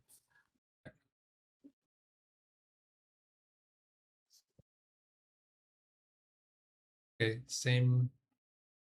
I guess I've been playing a lot of Seraphine List today. I mean, it's one of the newer comps to practice, so Yeah. yeah. So from this spot on 3-2, I probably want. I'm pretty sure in all of these games I'm contested at least one way. Okay, yeah. So So I've you probably probably want used gold. econ. Yeah. Yep. Okay, items look good.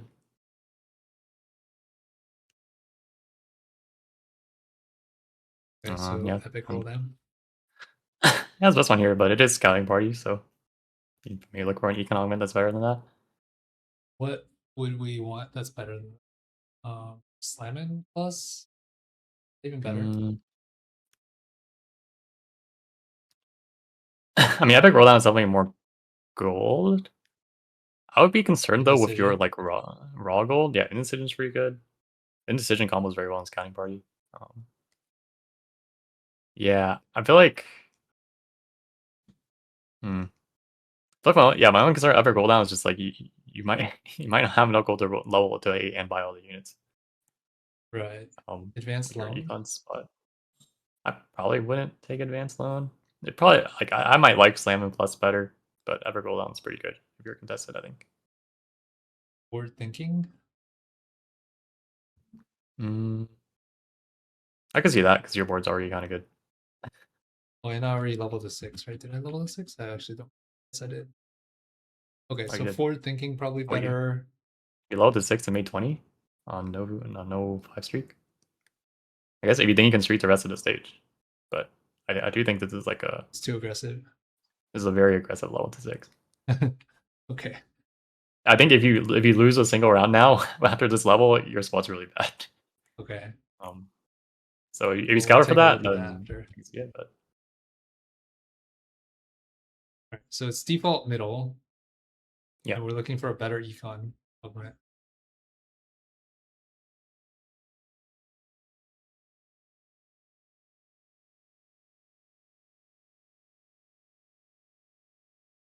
I think it's this guy contesting me. So it's just one way contest.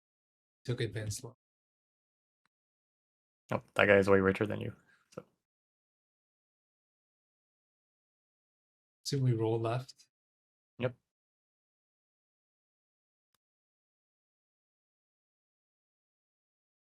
Well, I guess the argument for picking left would be that you are committed to 5 streaking now based on the 3-1 play, but but you then be forced to take econ on like pray for econ on 4-2, which I guess in scouting party is like expectable.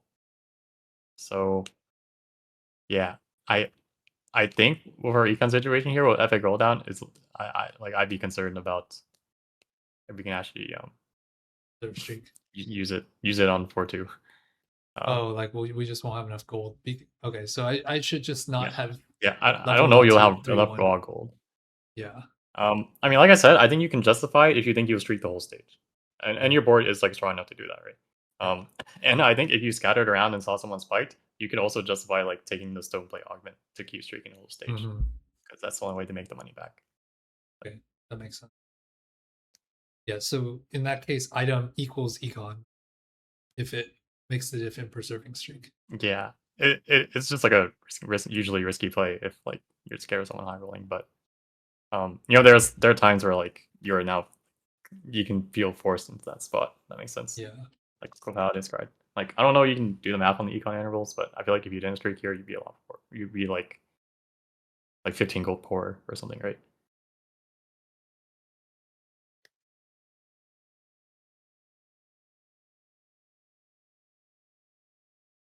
So then this is our spot on 4-1. Okay. Yep. It's like good forward two. So Probably we want combat ideally, or just I feel like raw gold to be able to buy stuff with the rolls, yeah. like three I feel like threes. or yeah. I mean, okay, 3 Gs is like so like powerful of an augment. I feel like relative to the other augments that you usually can't go wrong taking it. Yeah, especially I because feel like combat and items are kind of equivalent here because I mean you do dual kind of want carry. primary carry items because Yeah, you already keep on just have forgetting you only have utility items. Yeah, I think in a lot of cases items might just be better than combat here, especially because you're playing epic roll down and you're just kind of planning to upgrade a bunch of forecasts. Yeah. Okay. Yeah. And then I can also upgrade these items, or I guess specifically red buff to make this Seraphine stronger. Yeah. Like I feel like I don't know what combat you could describe here that would be better than Wandsmith, but I feel like Wandsmith is like very good here. Okay. I lost streak. Okay. Um, Also, are you one way here? I'm one weight. Okay. Again, you could consider 4-5ing then if you're one way. If no one else is buying Seraphine in this. Yeah. And we can check your gold again, but I do think you're gonna level and you don't have enough gold to actually spend all the Yeah. buy all That's the units right. with the rolls. Plus, I'm healthy. Okay. I'm Yeah. healthy and only one.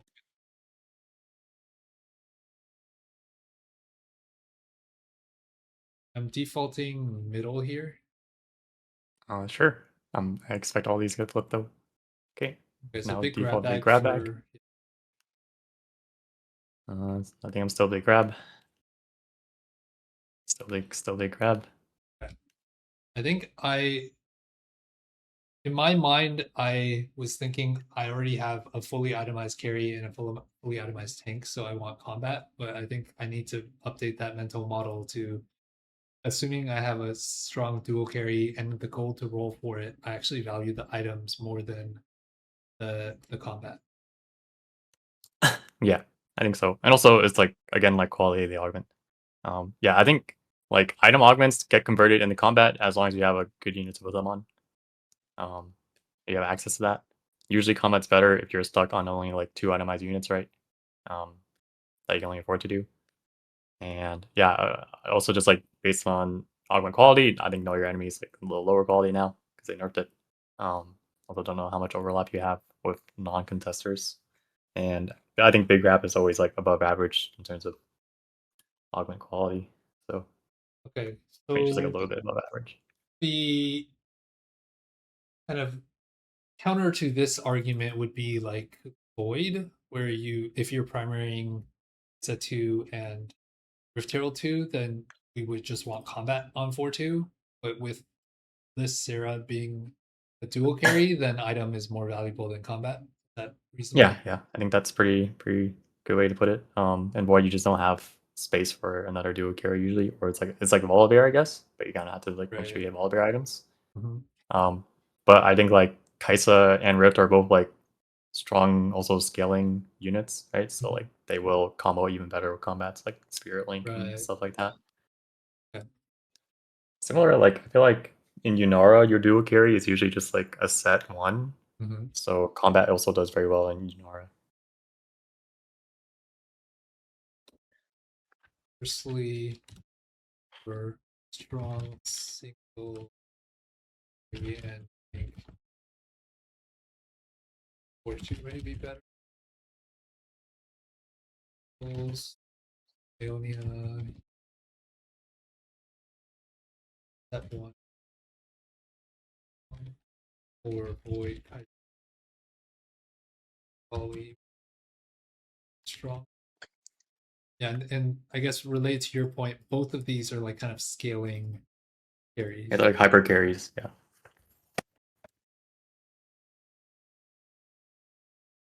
Okay.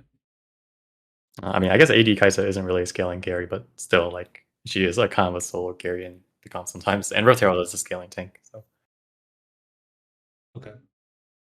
And then here, if I should have kept this open, but I'm also thinking if I view these as roughly not that dissimilar and I have two roles, I should probably just roll. yes, Yeah.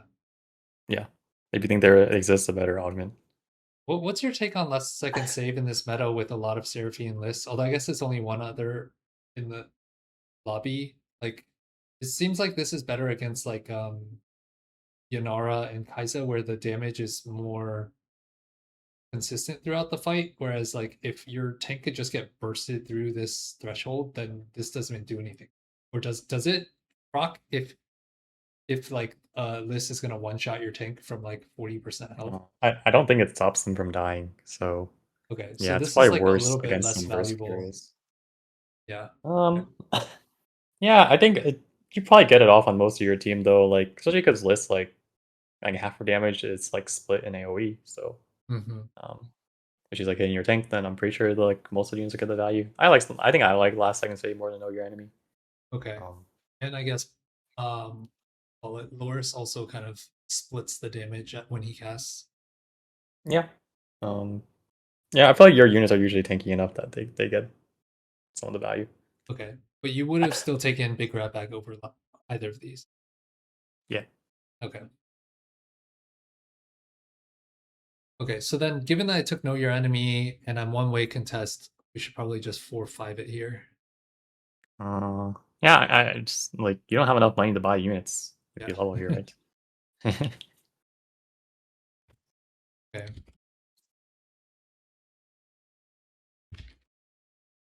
Yeah, I'm pretty sure I rolled here and then exactly. Well, I did hit the Sarah too, but yeah, I kind of ran out of. Did I run out? I maybe just had enough to like. It's like just enough, but you've used like a third of your rolls. Yeah, So I'm like stronger for this stage, and I guess I'm losing out 10 gold of value in interest, but then 10 I gold mean in I hit interest and most 4 of my gold in board. XP. Yeah, I think if like I don't think this is technically a bad 4-2 if you were like lower This HP. is probably You also definitely high want a roll. 4-2. Um yeah, I mean you just like the scarier situation is like replace this Seraphine like one of the Seraphine copies with like a Braum Yeah, and then or I don't know what other 4 costs you would hold or like Taric pair or something. And then it just gets kind of awkward when you can't upgrade right. stuff. Um Okay. then yeah, I would say like I mean the 12 gold to buy the Braum I won't come for a while. So we're kind of just sitting here now. Um, Okay. Makes sense. So yeah, this could have made more sense if I was still preserving streak. yeah, I think so. And also makes sense if you're lower HP. These fights are more important to Right. you. Okay, so 4-2, if I'm healthy, like 80 plus I think HP, 80 plus is good. Yeah, and and also only one way contested. also I do think the current quality of your board matters. If you did like you did have like some upgrades and like still a decent backline carry, so you're probably gonna kill some units. I don't think you're gonna get like run over most of the Yeah. time.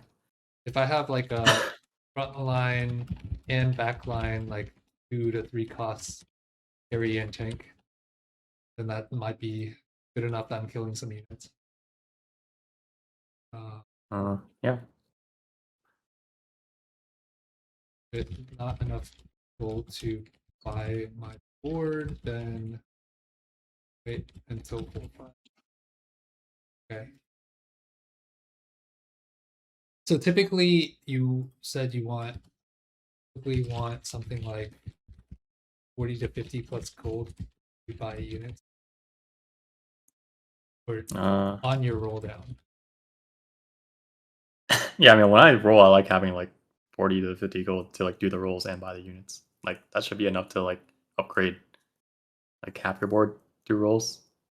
And when I say half, I mean like probably you get like one of the 4 costs upgraded at least. High roll, you probably get 2 of them upgraded, or at least you get like one of the 4 costs and you get the lower cost units upgraded, right? Okay. Yeah. I mean, I think some people would say here that you could reasonably 4-2 here, but I think I don't know. Like I probably feel like 4-5ing. If I think I can play for like a higher cap. Yeah. Yeah, because if you do 4-2, we are stuck on 8 for the rest of the game. But if we're okay with being stuck on 8 for the rest of the game, which I guess in this meta you might be, then maybe you just try to win stage 4. That depends. Okay. So this play probably, I mean, it may not even decrease my. I was gonna say maybe this play increases my AVP slightly, but decreases my win rate. But maybe that's not even true I think because I could just miss. it decreases your win rate, and Decreases my AVP it's as kind well. of it's kind of uncertain for me if it decreases your AVP because pretty much it depends how many people like start being stronger than you later. If they never start being stronger than you later, then like your AVP doesn't lose, right? But if you do get like there have been times where I play this line and I'm stuck on level 8 and then I just kind of lose all my fights. And that could be a time where like maybe you just really want to win on 4-2. But yeah, I feel like if you roll here and you lose, then it's like pretty bad. Like if you roll here and you didn't hit in this specific way, then and you lose the rounds, then it's like pretty bad for you. But technically, if you win these 2 fights, then your AVP is probably still like good. Right. Yeah. But I also think maybe like the grab bag might be more impactful than the 4-2. Not sure though. Yeah, that makes sense. Because then I could probably slam more items here and remake. Yeah, like big grab bag better here. Any other like kind of high level takeaways or patterns that you notice from all of the games, like in aggregate, that I did not capture here? Sorry, I wasn't looking at all of them as you were typing, but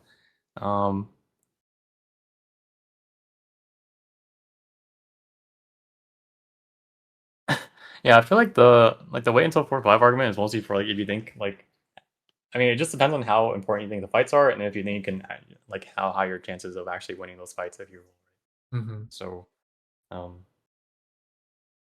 like I think in your case, usually when you're higher HP, right, like you can decide, do I want to win fights in stage 4 or do I want to win fights in stage 5 by scaling higher. If you choose stage 4, then you send on 4-2, but you have to like, but 4-2ing sometimes is dangerous because you can miss and you have more econ on 4-5. So that's kind of trade-off you're making, but you have the flexibility when you have HP. And yeah, I do think when you're low HP though, then you really are playing for every stage 4 fight. So like you said, you're just if your scaling's bad, you're just trying to put together whatever board you can in stage 4. And I think, yeah, in like tournament settings, this is probably gonna be really important because most people probably can't play like higher tempo-ish and roll a lot on 4-2 if they can. And like which leads to like lower caps. So yeah, I think just identifying how good your spot is to get stronger to them and win either current fights or later fights is the key to like maximizing your placements. Yeah. And yeah, and you're probably gonna find yourself just re-rolling down on 8 sometimes. Like maybe you like hit half your board and then you just have to re-roll down on 8 again, and then like you just never really go 9.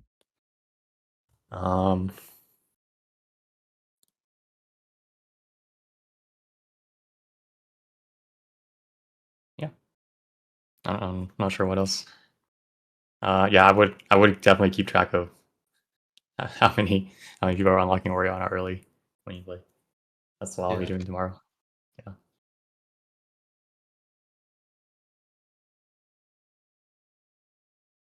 How many ways are you willing to play if other people are unlocking Ori? I guess it depends on whether you have any other viable lines. If other people are unlocking Ori, then yeah, see if there's any other viable lines like Void, Ionia, Slayers maybe, I don't know. Demacia. It's like something you can do. The Ori players might play Demacia also. But again, you just have to pick your best line and just like if you are seeing yourself contested, then pick Econ and then like Like I feel like I played it like 4 or 5 people in the lobby had Ori, and then pretty much like I mean 2 of you are gonna play Demacia, 2 of you are gonna play Seraphine List, and then the last person is gonna like have a bad time. Yeah. And I mean even not the last person might have a bad time because like if you're gonna one of the Demacia and Ori list players will outplace the other. But sometimes that might still be your best line, but you just have to kind of take your econ up and do that. I still think playing stage 2 and 3 is important, right? So like careful not to force yourself into a 5 loss if you do have a board that you can play around. Because you still can just like find econ offense or be the one that like high rolls the streak and tempo, right? I think an important thing in hard spots is to like look for opportunity, like you can call it bailouts, but like look for opportunities to um, find a good way out. Instead of like forcing yourself down like a lowish ABP line, aka like just forcing yourself to 5 loss if you don't have to. That's my opinion. I mean, 5 lossing can be good if you have like savings account or calculus, right? Then your ABP is good. But yeah, I think those are my main thoughts. Okay. Does that make sense? Yeah. Powerful. Cool. All right. Sounds good. Wrap up there. All right. Thank you. And yeah, good luck.